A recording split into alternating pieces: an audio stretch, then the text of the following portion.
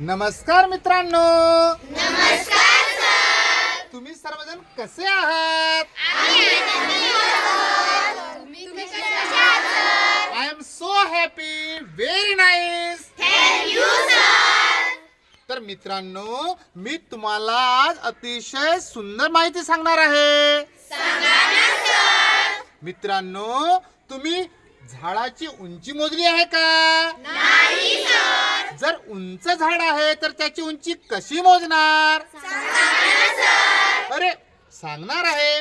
उंच इमारतीची उंची कशी मोजणार? सांगा ना सर. सांगतोय. बघा, हे झाड आहे. होय सर. या झाडाच्या वर चढून तुम्ही उंची मोजणार का? नाही सर. नाही. तर काय होणार मित्रांनो, जेव्हा सूर्य या झाडाच्या मध्यावर येतो आहे, कसा येतो आहे? मध्यावर येतो आहे, तेव्हा या झाडाची सावली जी पडते, या झाडाची काय पडते आहे?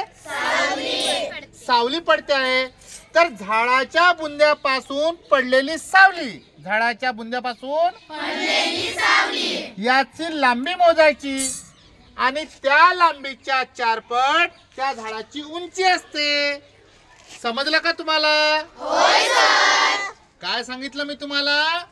झाडाच्या मध्यावर जेव्हा सूर्य येतो, सूर्य मध्यावर किती वाजता येतो बरं? 12 वाजता. तेव्हा झाडाची जी सावली पडते, त्या सावलीची लांबी कोणापासून मोजायची?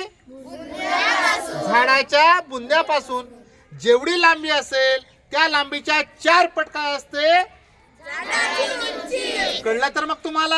होय सर. मजा आली? होय सर. एक नवीन शिकायला भेटलं. होय सर. पुन्हा असे आपण प्रयोग करूया.